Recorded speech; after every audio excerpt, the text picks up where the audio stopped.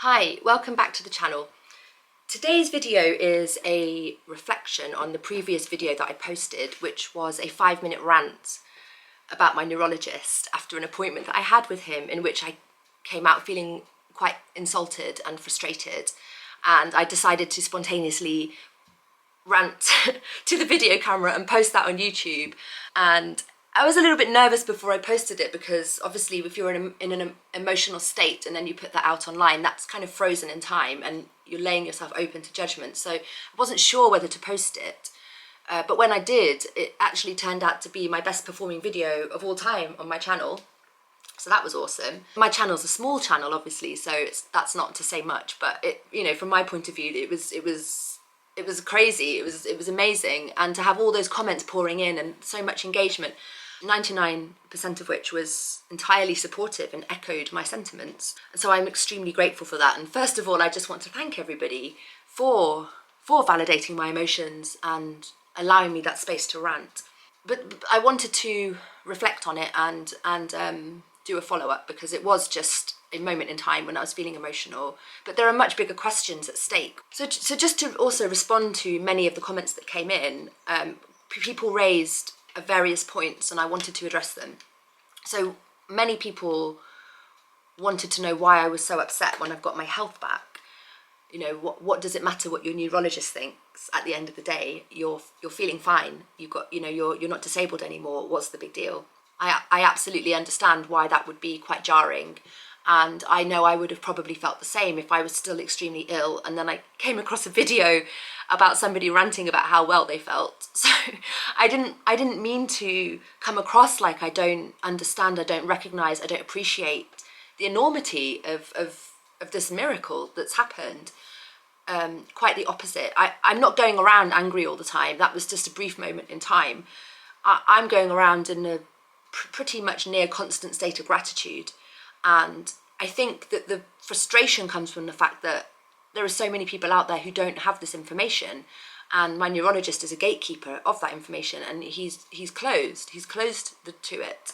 So it's frustrating to think that he is in a position to help, and he's not even open to considering the possibility that there could be something in this extraordinary case that he's seeing, which he seems to see as a fluke, but actually I know is a result of a lot of deep thought and research and carefully considered decisions that I've taken on this 8-year health journey, which has ultimately led to me overcoming multiple sclerosis, which supposedly cannot be done. And I'm not the only case.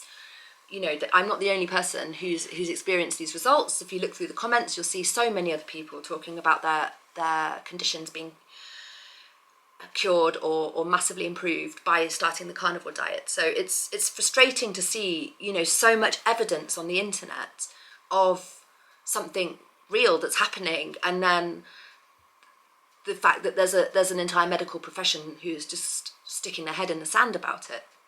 Of course that's frustrating. So yeah, so it's about a wider structural issue, which is the medical profession and the pharmaceutical industry versus individuals taking their health into their own hands and seeing results. That's the bigger structural issue at hand, which my video sort of tapped into, and I just wanted to be part of that discussion. And now I want to continue having that discussion. But I also wanted to clarify a few things, because I also got a lot of people asking me why I don't just go to another doctor. And the reason I think that came up a lot in the comments is probably because the vast majority of my viewers are in the US, and the system is different here in Spain. There is private health insurance, but there's also a social security system, and I am registered in the social security system. I don't claim benefits, actually. I don't claim disability benefits, but the reason I'm in the social security system is that when I moved here, I had to apply for residency in Spain, and in order to do that, you either have to choose private health insurance or social security and pay into the system, one or the other. And because I have a diagnosis of multiple sclerosis, I can't afford private health insurance. It's like €400 plus per month, and versus €350 per month to have access to the social security system as a freelancer. So that's what I did. I chose freelance. And there are some benefits to that, because the money you're paying into the system is actually a pension. You know, you can claim some of that back. So it is the better option, but it also means that I'm more restricted. I can't just shop around for another neurologist, you know, one that I have a better relationship with. That's not an option for me. I'm allocated a family doctor who refers me to a neurologist at the state-funded hospital, and that's my neurologist. So also, if I don't play ball and go and see him, then there can be consequences. For example, my driving license expires every 3 years, and I need to have a neurologist's approval for it to be renewed. So I'm a little bit trapped in the system, and as far as I'm concerned, I think the solution to that is for me to be rid of my diagnosis, and I think there's an argument for that. When you're first diagnosed with MS, they call it CIS, clinically isolated syndrome, and that's when you've had an episode of disability in combination with an MRI scan and symptoms, and they usually wait for the second relapse, the second episode of disability, to formally diagnose you. But I never actually went on to have a second relapse. I haven't had a second relapse in all the 8 years I've been diagnosed. So I think there's an argument that I had CIS, clinically isolated syndrome. So that's my approach to this. You know, I would love to be able to have private health insurance and decide if I want to go to the doctor or which doctor I want to go to, and just be in the driving seat of my health a little bit more. But my neurologist wouldn't hear of it. He said, you've got 14 lesions on your brain, you have active MS, and I am not going to re-diagnose you. So he's going to refer me to another neurologist in the new area I'm moving to, and I don't have a choice about which neurologist that is, and I still can't afford private health insurance, so I am still stuck in this situation. And I don't know what consequences there would be if I refused to go for MRIs and refused to turn up to the meetings. Also, how do I know that he's not right? He always tells me, you know, multiple sclerosis, you can forget about it, but it won't forget about you. And he says, you know, sooner or later, it's going to come back and it's going to get you. And I don't know that isn't the case. It might be. And then if I've burnt all my bridges, what am I going to do? You know, if I wake up one morning and I can't use my legs or I can't use my arms, I'm going to want to go back to the neurologist. So it's a bit of a tricky situation, and I feel a bit trapped, and so that's just something that's specific to me living in Spain. But I completely understand why people responded like that, because, you know, it's a no-brainer. I just would simply not go if that was an option. I guess I was also offended on a personal level, because it felt a little bit like he was insulting my intelligence. And I say that because I'm sitting in front of him as somebody with 2 master's degrees and a PhD. You know, I'm evidently capable of doing my own research and drawing my own conclusions. And it makes me wonder sometimes whether there was an element of sexism there, because certain countries in Europe are more sexist than others. You know, the Netherlands is a shining beacon of enlightenment, but Spain is, culturally speaking, you come up against sexism quite commonly in Spain. So it does make me wonder whether he doesn't take me so seriously, or whether he would take me more seriously if I was a man sitting in front of him with a PhD, telling him that I'm doing my own research and making my own decisions. And, you know, my PhD isn't in the sciences, so I'm not saying I'm an expert, but my PhD actually is not irrelevant to this whole thing, because it's about, I studied narrative theory, narratives in the societal sense, the political sense, and the main thing I got out of my PhD, because it didn't translate into a career in academia because I got sick in my final year, so I didn't even publish anything from my thesis. But I'm so proud of my thesis, and it really changed the way I see the world, and it also gave me a lot more confidence in my own mind and my ability to process information and synthesize it. So my PhD looked at science in a broader sense, and at how there are so many other considerations. You know, people worship at the altar of science these days, and they literally say things like, because science says so, you know, as if it's a foregone conclusion, as if it's not an ongoing discussion. And that really annoys me, because there's so many more things to take into consideration when you're looking at a scientific piece of research. Politics, psychology, economics all come to bear upon the scientific process and mean that you can't always trust what you're seeing. You have to look into who's funding a study. Have they funded it because they're interested in a particular result that's going to help them sell a particular product? There's a lot of corruption and financial interests that come into the picture, which mean that you can't accept on face value what you're being presented with. It's not wise to, because there are so many other considerations. And I feel like my PhD really helped me to understand that on a deeper level. I wish he would be able to extend that respect towards me, that I've earned my stripes, and I'm able to have a serious intellectual discussion with him, if only he would open himself up to that. I'd be delighted to, but he just, all he's interested in doing is making remarks like, oh, so you're an expert in nutrition now, are you? and it's just tiring, you know. Of course I'm not an expert in nutrition, neither is he, actually. And also, you don't need to be educated in order to have a physical experience. I don't need a PhD for the carnivore diet to fix my MS. It's a physical experience, and it's evidence, and it's evidence sitting right in front of him, which, if he was a true scientist, he would react to with curiosity.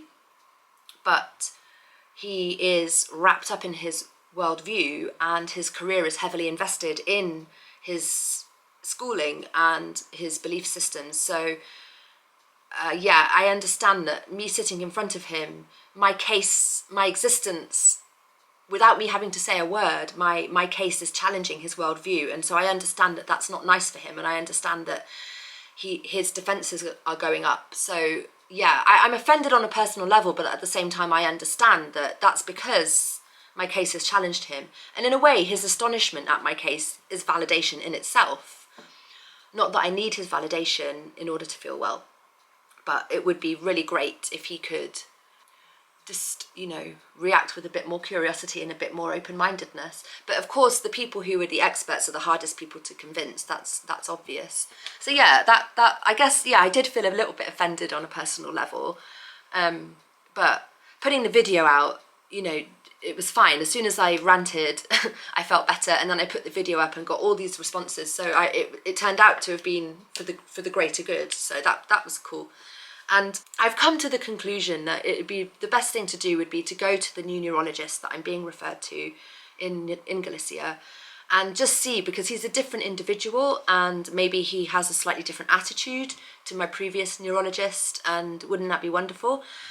And the other thing is, there's a lot of sense in having another MRI scan, maybe one more MRI scan, because if that comes up with fewer lesions or no lesions, then the neurologist will have to sit up and take notice of that. So I will go for one more MRI, although I'm going to refuse to have the contrast agent that they inject into you. It's like a blue dye that makes what they're looking at in your brain more clear, but the stuff is actually really toxic. And so I'm gonna try and hold on to my autonomy as much as possible and refuse any contrast agent. But I will have one more MRI, and I'll share the results obviously on YouTube, and I will go and at least see my new neurologist and see if he's different in attitude.